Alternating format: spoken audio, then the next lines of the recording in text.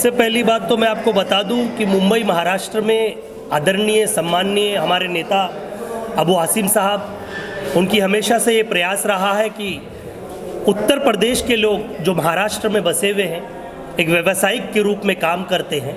तो आज आपको जिस तरह से पता है कि आने वाले वक्त में उत्तर प्रदेश में विधानसभा के इलेक्शन है और जो यहाँ के लोग हैं, जो यहाँ पर भी महानगर पालिका के इलेक्शन है, यहाँ तो साथ दें ही, साथ ही साथ जो उत्तर प्रदेश में जो भारतीय जनता पार्टी को एक टक्कर का मुकाबला देने वाला पक्ष है जिसका नाम है समाजवादी पार्टी, जिससे भारतीय जनता पार्टी के खेमे में एक हलचल सी मची हुई है, एक परेशानी और एक बेचैनी है कि हो ना हो कि आने वाली सरकार उत्तर प्रदेश में समाजवादी पार्टी बनाने जा रही है, जिसके मद्देनज़र और जिसका अहम रोल, जो अहम भूमिका होगी वो सम्माननीय श्री अबू हासिम साहब की होगी। आपने देखा वो प्रभारी के रूप में पूरे उत्तर प्रदेश का प्रचार कर रहे हैं और साथ ही साथ उत्तर प्रदेश के बसे हुए लोग मुंबई महाराष्ट्र में जो हैं उनकी समस्याओं को दूर कर रहे हैं और साथ ही साथ वो ये भी कह रहे हैं कि उत्तर प्रदेश में जो उनके रहने वाले सहयोगी हैं, उनके पारिवारिक के लोग हैं, उनसे ये कहें कि आने वाले वक्त में ये देख को समाजवादी को वोट देना कि लव जिहाद के नाम पर कितने लोगों को मारा गया, मॉब लिंचिंग के नाम पर कितने लोगों को मौत के घाट उतारा गया और आए दिन यूएपीए एक्ट का गलत इस्तेमाल, एनएसए एक्ट का गलत इस्तेमाल अगर कोई कर रहा है तो वो भारतीय जनता पार्टी की सरकार कर रही है, क्योंकि ये लोग सत्ता के नशे में डूबे हुए हैं और सत्ता का नशा इनका जो चकनाचूर करने वाली है उसका नाम है समाजवादी पार्टी। इसलिए उनके खेमे में डर और डर का माहौल है। इसीलिए अभी से कि ये स्टेट के नाम इस तरह की चीज़ नहीं होना चाहिए। क्या महाराष्ट्र में नहीं लोग रहते इस तरह? क्या और क्या दूसरे स्टेट में इस तरह के लोग नहीं? क्या ये अननेसेसरी अपमानित किया जाता है और हमारी शक्ति पे सरकार को बहुत बड़ा फ़ायदा मिलता है, सारी पार्टियां उसका फ़ायदा लेती हैं। इसलिए मैंने सोचा कि हम यूपी के वो लोग जो समाजवादी पार्टी को यूपी में अच्छी तरह जानते हैं, जिन्होंने समाजवादी पार्टी की कई बार सरकार बनाई और अब की बार फिर 2022 में सरकार बनाने वाले हैं, इन लोगों को हम यहाँ पर जमा करेंगे ताकि यूपी के इलेक्शन में भी हम इसका इनसे प्रचार कराएं और मुंबई के कॉरपोरेशन में भी हम लोग एक ताकत बन के उभरें ताकि हमारी कॉरपोरेशन के अंदर हमारी बात सुनी जाए। हमारे लोग जो झोपड़े में रहते हैं, जिनके झोपड़े कभी भी तोड़ दिए जाते हैं, उनको पानी नहीं मिलता है, उनका सफाई नहीं होती है, वहाँ पर पुलिस वाले मनमानी करते हैं, इन सब चीज़ों को देखते हुए हमने इस तरह की चीज़ें शुरू किया है। नासिर जी, जिस तरह से ये आयोजन किया है, आपको लगता है कि इस तरह के और भी आयोजन करने चाहिए ताकि पार्टी को इसका फ़ायदा हो सके?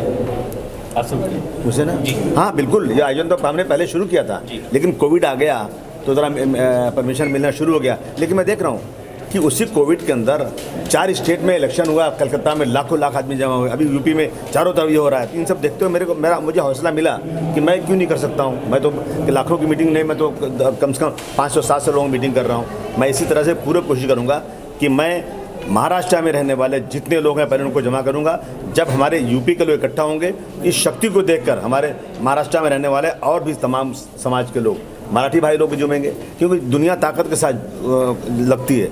तो हम इसलिए हम इस तरह का सम्मेलन अब कंटिन्यू करने वाले हैं। इस बार जिस तरह से नगर सेवक का चुनाव आने वाला है, उसको लेकर सभी पार्टियां जो है उत्तर भारतीयों पर ज़्यादा फोकस कर रही है, उसके लिए क्या कहना चाहेंगे? और समाजवादी पार्टी खुद जो है उत्तर प्रदेश से है, तो कितना नुकसान हो सकता है महाराष्ट्र में जिस तरह से सभी पार्टियां लगभग तैयारी कर रही है उत्तर भारतीयों को अपनी ओर आकर्षित करने के लिए? अब उत्तर प्रदेश में इलेक्शन है, सबसे ज़्यादा जो जनता का सपोर्ट है, जनता जो साथ खड़ी है वो समाजवादी पार्टी के साथ खड़ी है और इनको देखते हुए सारी पार्टियां जो मतलब की हैं, यहाँ पर उत्तर भारतीयों के साथ इतना बड़ा जुल्म जाती हुई बारे गए। आज तक मर्डर हुआ, आज तक मर्डर में पकड़ा गया कोई? मनसे के लोगों ने किस तरह जुल्म किया, आज तक किसी भी वहाँ से वारंट आया, यूपी से, झारखंड से, दिल्ली से, बिहार से, आज तक गए कभी ये लोग? यानी ये लोग जो हैं उत्तर भारतीयों के साथ जुल्म करते हैं, जाति करते हैं और जब इलेक्शन आता है तो उनके साथ जा खड़े होते हैं और कहते हैं ना कि मतलब निकल गया तो पहचानते नहीं। भाई यूँ जा रहे हैं जैसे हमें जानते नहीं, वो चीज़ अब नहीं होगी। अब हम इनको मजबूत करेंगे और अपनी ताकत बढ़ाएंगे। इससे कितना फ़ायदा होगा समाजवादी पार्टी को यहाँ के कॉर्पोरेशन में और यूपी के? देखिए फ़ायदा और नुकसान की बात नहीं है, यहाँ बात यह है कि सम्मान मिलना चाहिए और इज्जत सा रहना चाहिए।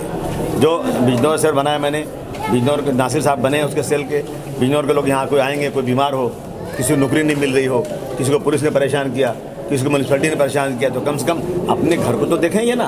और मैं बैठा हूँ पर MLA हूँ मैं, मेरी पार्टी मजबूत है यहाँ पे, हम लोग देखेंगे उसको।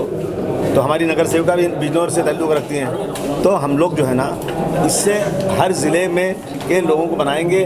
अब बिजनौर के लोगों को जितना ये जानेंगे उतना तो मैं नहीं जानूंगा, तो इनसे कांटेक्ट होकर हम सब मिल करके उनको मदद भी करेंगे और पॉलिटिकल काम भी लेंगे। तो महाराष्ट्र में जिस तरह से दौरा था वहाँ पे किस तरह का प्रतिसाद आपको मिला है? अरे भाई साहब कि थक गया मैं, सोने नहीं मिलता, रात को 3 बजे लोग खड़े रहते सड़क के ऊपर और सब कह रहे हैं जल्दी 2022 लाइए, बटन दबाएं और बीजेपी को भगाएं।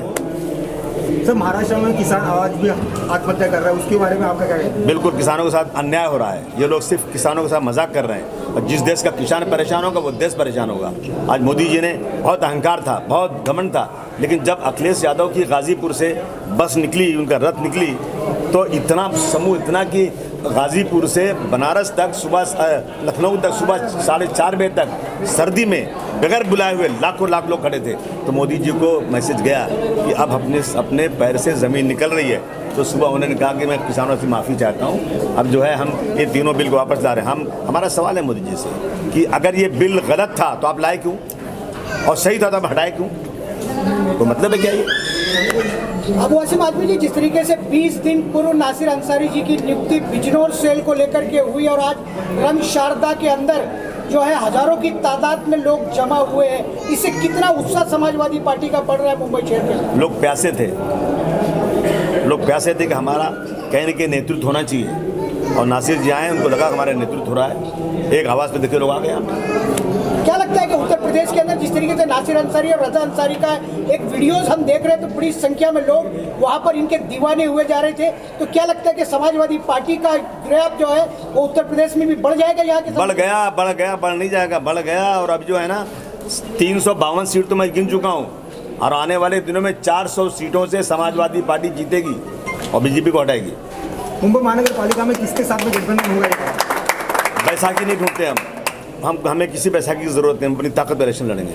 आखिरी सवाल आसिम जी, 9 सीटें बढ़ाई गई है बीएमसी के चुनाव को लेकर, इसको किस तरह से देखते हैं? राजनीतिक पहलू इसमें दिखता है? नहीं, देखिए ऐसा है कि जो पार्टी सत्ता में रहती है ना, वो अपनी पार्टी को सत्ता में लाने के लिए उसका जो बाउंड्री बनती है, उसकी जो इलाका बनता है, कहाँ से कट करना, मेरा वोट बैंक कहाँ से, ये सब करते हैं, ये लोग कर रहे हैं ये। लेकिन ठीक है, अगर आबादी बढ़ गई है तो सीटें बढ़ी तो हमें कोई एतराज़ नहीं है, लेकिन 9 सीटें वहीं चुन के आऊँगा, लोग नहीं चुन के आएंगे।